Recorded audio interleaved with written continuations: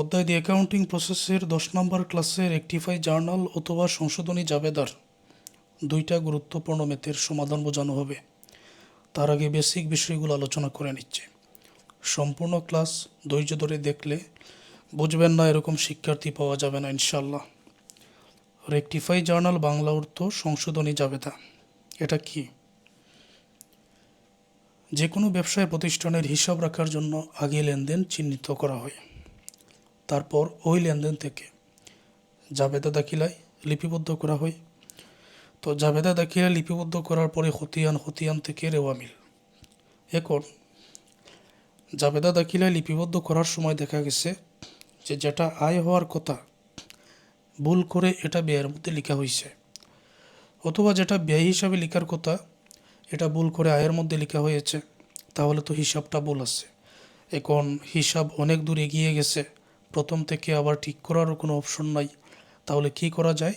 যেগুলো ভুল হয়েছে ওই ভুলের জন্য নতুন করে যে জাবেদা দাখিলা দিতে হয় এটাকে বলা হয় সংশোধনী জাবেদা দাখিলা বা রেকটিফাই জার্নাল। এটা সম্পূর্ণ ক্লাস দেখলে এমনিতে আমরা বুঝে যাব। আরও কিছু বিষয় তোমাদের নতুন করে জানতে হবে। ক্যাশ রিসিভ জার্নাল মানে নগদ প্রাপ্তি জাবেদা, ক্যাশ পেমেন্ট জার্নাল নগদ প্রদান জাবেদা, সেলস জার্নাল বিক্রয় জাবেদা, পারচেজ জার্নাল ক্রয় জাবেদা। কেন আমি এগুলো লিখলাম? নগদ প্রাপ্তি জাবেদায় ব্যবসায়ের মধ্যে যে সকল লেনদেন নগদে পাওয়া হয়েছে সেগুলো লিপিবদ্ধ করা হয়। ব্যবসায়ের মধ্যে যে সকল লেনদেন নগদে প্রদান করা হয়েছে সেটা নগদ প্রদান জাবেদা কিংবা ক্যাশ পেমেন্ট জার্নালে লিপিবদ্ধ করা হয়। যদি বাকিতে বিক্রয় হয় তখন সেটা সেলস জার্নাল অথবা বিক্রয় জাবেদায় লিপিবদ্ধ করা হয়। যদি বাকিতে ক্রয় থাকে তখন সেটা পারচেজ জার্নাল কিংবা ক্রয় জাবেদার মধ্যে লিপিবদ্ধ করা হয়। বোঝাতে পেরেছি? নগদে প্রাপ্তি এটা ক্যাশ রিসিভ জার্নালে, নগদে প্রদান ক্যাশ পেমেন্ট জার্নালে, বাকিতে বিক্রয় সেলস জার্নালে, পারচেজ জার্নালে কী হয়?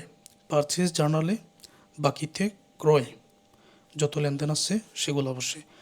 আবারও বলছি, বাকিতে বিক্রয় সেলস জার্নাল, বাকিতে ক্রয় পারচেজ জার্নাল। এবার ম্যাথের সমাধান হবে। Pass journal entries to rectify the following errors. তো জার্নাল এন্ট্রিজ দাও নিচের ভুলগুলোর। তো এখানে ভুল কী আছে? 1 নম্বরে এ ক্রেডিট সেল অফ টাকা 1000 to Ratul has been wrongly passed through the purchase book. যে রাতুলের কাছে ধারে বিক্রয় ভুল করে ক্রয় বইয়ে লেখা হয়েছে। ওকে। রিপেয়ার্স অফ ফার্নিচার অফ টাকা 5000 has been wrongly record in the furniture account. Furniture মেরামত 5000 টাকা, এটা ফার্নিচার হিসাবে, ফার্নিচার ক্রয় হিসাবে লেখা হয়েছে। টাকা 2000 withdrawn by the proprietor for his personal use has been charge to salary account. 2000 টাকা উত্তোলন ব্যক্তিগত ব্যবহারের জন্য সেটা বেতন হিসাবের মধ্যে লেখা হয়েছে। সেলস ডেবুক আন্ডার কোস্ট বাই টাকা 2500। দৈনিক বিক্রয় বইয়ে 2500 টাকা কম লেখা হয়েছে। এটা হলো প্রশ্ন, এখন তোমাদের ব্যাখ্যা করে বোঝাচ্ছি। রংলি কথা যদি থাকে, আগের যেটা এটা সঠিক হওয়ার কথা, মানে আগের যেটা ধারে বিক্রয় ছিল আর ভুল করে ক্রয় বইয়ে লেখা হয়েছে, তার মানে রংলির আগের যেটা এটা হতে সঠিক হওয়ার কথা, আর পরের যেটা এটা ভুল করে লেখা হয়েছে। এবার ব্যাখ্যাটা বুঝো। আচ্ছা, একটা টেবিল জাবেদা দাখিলার মতো এখানে অঙ্কন করে নিলাম। প্রশ্নটা দেখো, ক্রেডিট সেল অফ টাকা 1000 টু রাতুল হ্যাজ বিন, ধারে বিক্রয় 1000 টাকা রাতুলের কাছে, wrongly pass through the purchase book, ভুল করে ক্রয় বইয়ের মধ্যে লেখা হয়েছে। এখন তোমরা দেখো, শুধুমাত্র এই লেনদেনটার জন্য যে সঠিক ছিল দাঁড়ে বিক্রয়, তো দাঁড়ে বিক্রয় যদি হয় এটার জার্নালটা কি আমরা জানি। দাঁড়ে বিক্রয়ের journal account receivable debit sales credit, এটা হলো সঠিক, এটা লেখার কথা কিন্তু লেখা হয় নাই। ভুল করে কি লেখা হয়েছে? পারচেজ বুক, ক্রয় বইয়ের মধ্যে। এখন ক্রয় বইয়ের মধ্যে কোন ধরনের লেনদেন যায় এটা কি তোমরা জানো? অবশ্যই জানার কথা। কেন জানার কথা একটু আগে আমি জানিয়ে দিচ্ছি। পারচেজ জার্নাল কিংবা ক্রয় বইয়ে বাকিতে ক্রয় এই লেনদেন যায়। তাহলে সেলস জার্নাল বিক্রয় বইয়ে বাকিতে বিক্রয় এই ধরনের লেনদেন যায়। ঠিক আছে? তো যেহেতু ভুল করে ক্রয় বইয়ের মধ্যে লেখা হয়েছে, এই পারচেজ বুক এটার মধ্যে লেখা হয়েছে। তার মানে ভুল কী লেখা হয়েছে? ভুল লেখা হয়েছে বাকিতে ক্রয় এই জাতীয় লেনদেন যেহেতু এখানে বসে পারচেজ বুকে, তাহলে লেখা হয়েছে পারচেজ ডেবিট। বাকিতে ক্রয়ের জার্নাল কি? Purchase debit accounts payable credit, এটাই তো। অতএব বোঝা গেল যেহেতু ক্রয় বইয়ের মধ্যে লেখা হয়েছে তার মানে বাকিতে ক্রয়, কারণ এই বইয়ের মধ্যে বাকিতে ক্রয় আসে। তো লেখা হয়েছে purchase debit account payable credit, কিন্তু লেখার কথা account receivable debit sales credit. এখন যেটা সঠিক এটা তো লিখতেই হবে, না না হলে তো কোনো অপশন নাই। সঠিক যেটা এটা তো লিখতেই হবে, কিন্তু যেটা ভুল করে লেখা হয়েছে সেটা কি করা যায়? সেটা বাদ দেওয়ার জন্য যেটা ডেবিট লিখেছো এটা করে দিবে এখন ক্রেডিট। যেমন পারচেজ এখানে ডেবিট আছে, আমরা পারচেজ করে দিব এখন ক্রেডিট। আর যেটা ক্রেডিট লিখেছি অ্যাকাউন্ট পেবল, যেটা ক্রেডিট লিখেছি এটা এখন করে দিব ডেবিট। অর্থাৎ যদি উল্টিয়ে দেই অটোমেটিক এটা হিসাব থেকে বাদ পড়ে যাবে। হিসাব থেকে বাদ পড়ে গেলে আমাদের হিসাবটা ঠিক হয়ে যাবে, কারণ এটা আমরা ভুল লিখেছি। অতএব অ্যাকাউন্ট পেবল এখানে ক্রেডিট আছে, তো এটা হবে আমরা ডেবিট করব, তাই না? আর এখানে অ্যাকাউন্ট রিসিভেবল ডেবিট, এটা সঠিকটা লিখতেই হবে। এই দুইটা হবে debit, account receivable debit, account পেবলও ডেবিট। ডেবিট পেয়ে গেলাম দুইটা, এই দুইটাকে ডেবিট লিখে দিচ্ছি, টাকা 1000 হবে। লক্ষ্য করো, তো এটা 1 নম্বরে।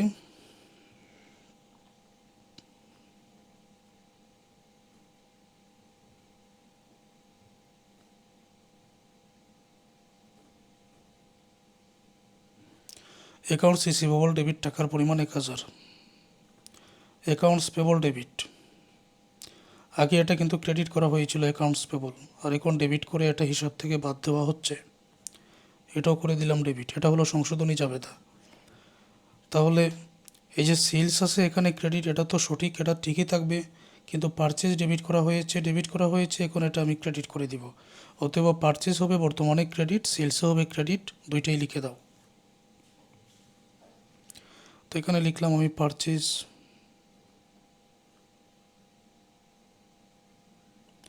Purchase debit 1000, sales credit 1000।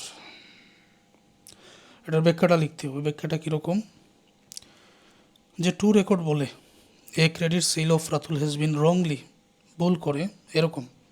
প্রথমে লিখবেন টু রেকর্ড, টু রেকর্ড বলে a credit sale of Ratul has been wrongly pass through the purchase book, সম্পূর্ণ লিখে লিখবেন নাও রেকটিফাইড, এখন ঠিক করা হলো, এরকম লিখে দিবেন নাও রেকটিফাইড। টু রেকর্ড বলে শুরু থেকে শেষ পর্যন্ত লিখে নাও রেকটিফাইড লিখে দিবেন, হয়ে যাবে। এবারে আসো পরবর্তীগুলো। রিপেয়ার অফ ফার্নিচার অফ টাকা 5000 has been wrongly recorded in the furniture account. Furniture মেরামত 5000 টাকা ভুল করে ফার্নিচার অ্যাকাউন্টে লেখা হয়েছে, মানে কি ফার্নিচার ক্রয় সেই হিসাবের মধ্যেই লেখা হয়েছে, তখন এটাকে বলা হয় ফার্নিচার অ্যাকাউন্ট। এখন কি করা যায় এটা বুঝতে হবে।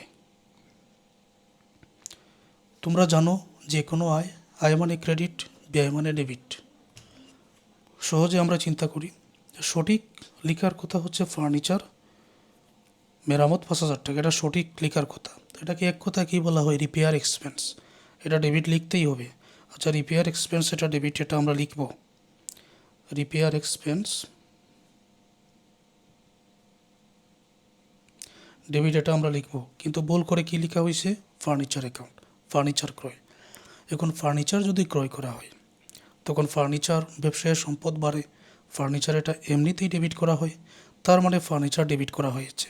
এখন ফার্নিচার যে ডেবিট করা হয়েছে এটা আসলে ভুল করা হয়েছে, কারণ এটা ভুল করে লেখা হয়েছে। এখন ফার্নিচার ডেবিট করা হয়েছে, আমি যদি ফার্নিচার এখানে ক্রেডিট করি তখন এটা হিসাব থেকে বাদ পড়ে যায়, তাহলে সঠিকটা রিপেয়ার এক্সপেন্সও লিখে দিলাম, আর যেটা ভুল করে লেখা হয়েছে ফার্নিচার অ্যাকাউন্ট, ফার্নিচার ডেবিট লেখা হবে নিশ্চয়ই, কারণ এটা সম্পদ ক্রয়, আমি এটা ক্রেডিট করে দিলাম, হিসাব থেকে বাদ পড়ে যায়। রিপেয়ার এক্সপেন্স হবে ডেবিট, ফার্নিচার হবে ক্রেডিট। আরও একটা মেথ বোঝাবো, তখন এটা ক্লিয়ার হবে।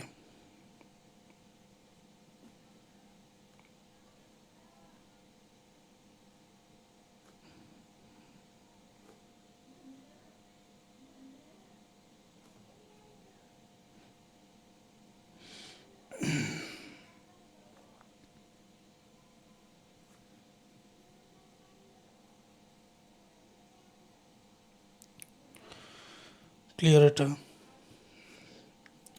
টাকা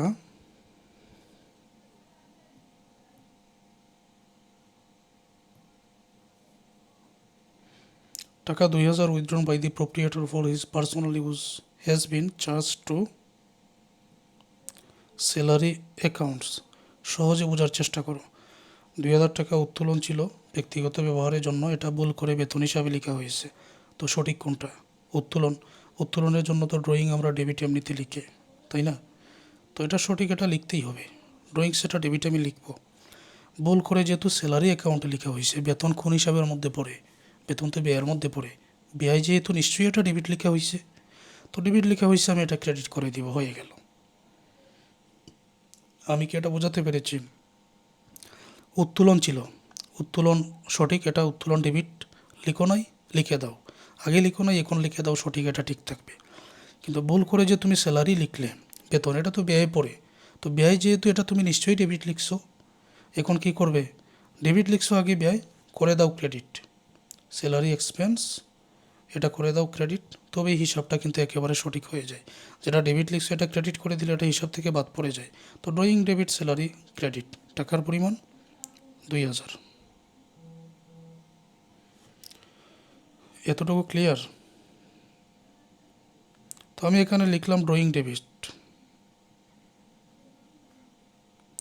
টাকার পরিমাণ 2000, স্যালারি এক্সপেন্স ক্রেডিট, টাকার পরিমাণ 2000।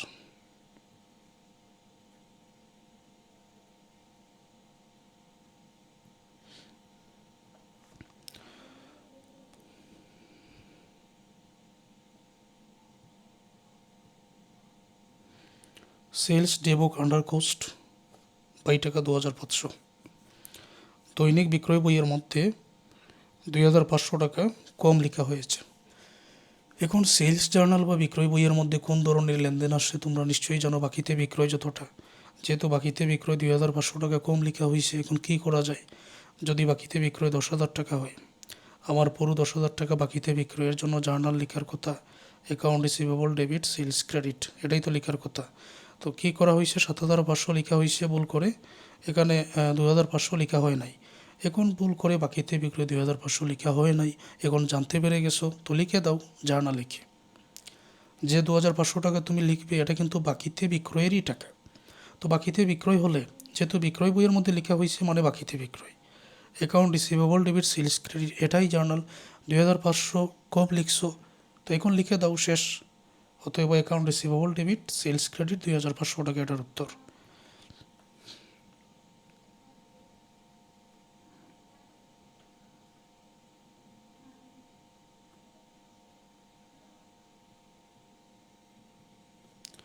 অ্যাকাউন্ট রিসিভেবল ডেবিট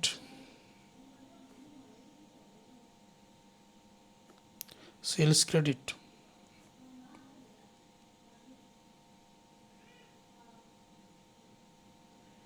এটা ক্লোজড।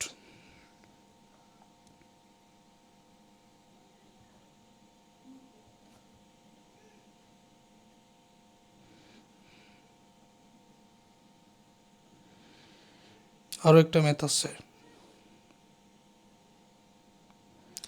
এই পিডিএফটা তোমাদের দেওয়া হবে, পেইড কোর্সে যারা আসো তাদেরকে দেওয়া হবে, এই জন্য সুন্দর করে সাজিয়ে নিলাম।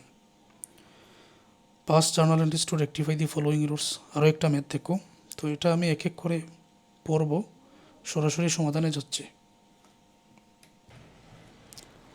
ক্রেডিট সেল অফ টাকা 3,000 has been record in the purchase account, আগের মতো। ধারে বিক্রয় 3,000 টাকা ভুল করে ক্রয় বইয়ে লেখা হয়েছে, এটা কিন্তু আগেরটার 1 নম্বরের মতো। তো এটার ব্যাখ্যাটা এখন আর করব না। আগে যেরকমভাবে লেখা হয়েছে বর্তমানে ঠিক সেই রকম।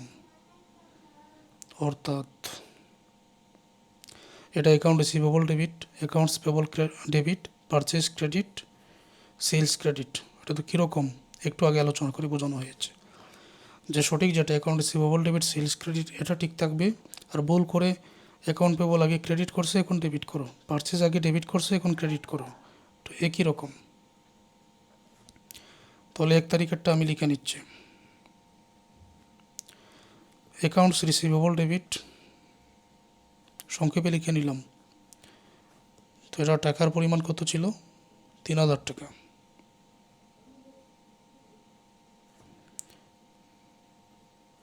অ্যাকাউন্টস পেবল ডেবিট 3000 টাকা।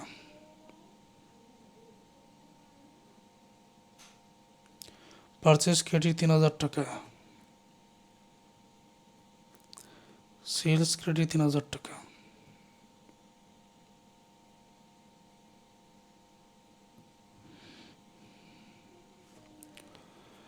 Repair of machinery. Repair of machinery টাকা 400 has been record in the machinery account. Machinery মেরামত 400 টাকা বল করে মেশিনারি ক্রয় হিসাবে লেখা হয়েছে। তো মেরামত যেটা, এটা রিপেয়ার এক্সপেন্স ডেবিট লিখতেই হবে। আর মেশিনারি অ্যাকাউন্ট মানে মেশিনারি ক্রয়, এটা আগে নিশ্চয়ই ডেবিট লেখা হয়েছে। মেশিনারি সম্পদ ক্রয় করলে তো সম্পদ ডেবিট লেখা হয়, তাহলে মেশিনারি করে দিব ক্রেডিট। অর্থাৎ রিপেয়ার এক্সপেন্স ডেবিট সঠিকটা লিখব, মেশিনারি করে দিব ক্রেডিট।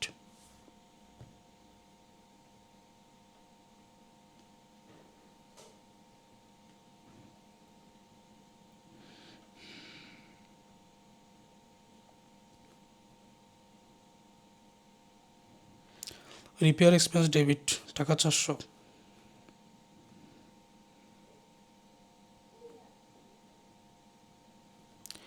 মেশিনারি ক্রেডিট টাকা 400।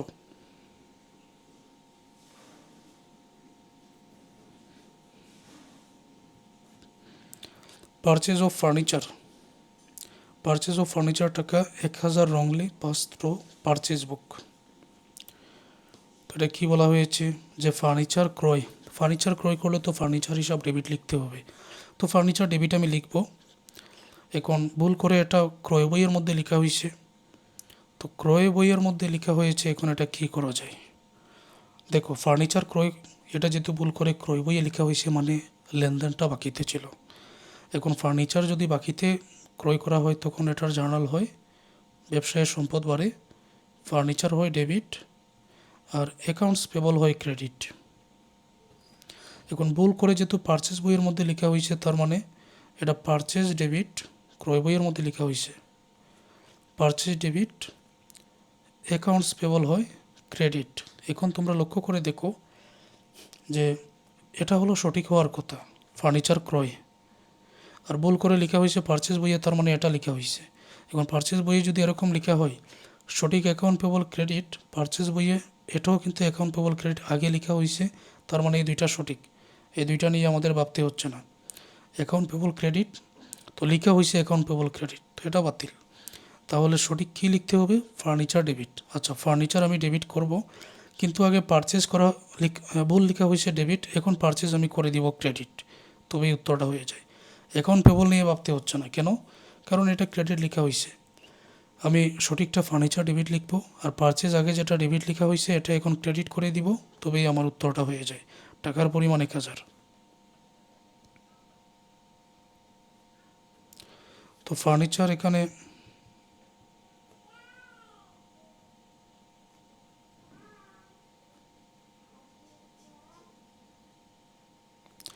Furniture debit 1000, purchase credit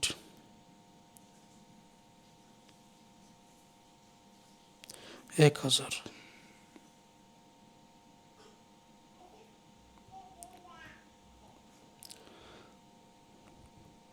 sales day book under cost by টাকা 2000। দৈনিক বিক্রয় বইয়ে 2000 টাকা কম লেখা হয়েছে। কম লেখা হয়েছে ভালো কথা, এটা এখন জানতে পারছো হিসাবে লিখে দাও। দৈনিক বিক্রয় বইয়ে বাকিতে বিক্রয় এটাই অন্তর্ভুক্ত হয়। তাহলে account receivable debit sales credit 2000 টাকা লিখে দিলেই হয়ে যায়, আগেরটার মতো। আগের অঙ্কে এটা ছিল account receivable debit 2000, sales credit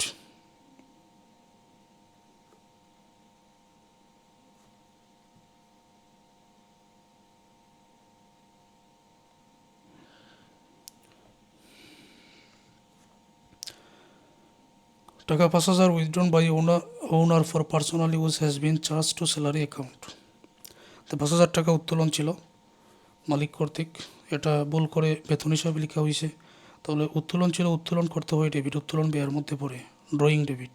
তো ভুল করে স্যালারি করা হয়েছে ক্রেডিট। স্যালারি যেহেতু লেখা হয়েছে তার মানে ব্যয় লেখা হয়েছে। তো ব্যয় লেখা হয়েছে, নিশ্চয়ই এটা ডেবিট লেখা হয়েছে, এখন আমি এটা ক্রেডিট করে দিব। ক্রেডিট করে দিলে হিসাব সঠিক হয়ে যায়। উত্তোলন এটা ব্যয়, বিপরীত মালিকানা সত্ত্ব বা এটা এমনিতে ডেবিট হয়, ড্রয়িং এটা ডেবিট আমি লিখব। আর স্যালারি যেহেতু আগে লেখা হয়েছে, স্যালারি ব্যয়ের মধ্যে পড়ে, সুতরাং ডেবিট লেখা হয়েছে, এখন ক্রেডিট করে দিব। Drawing debit, salary credit. টাকার পরিমাণ 5,000।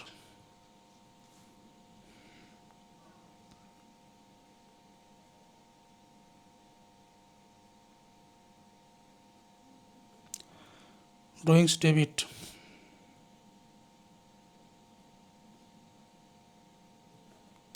স্যালারি এক্সপেন্স ক্রেডিট,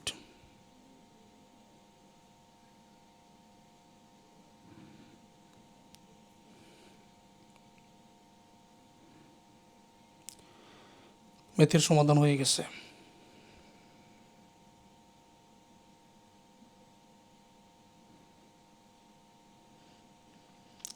তাহলে আজকের এই ক্লাসটা এই পর্যন্ত।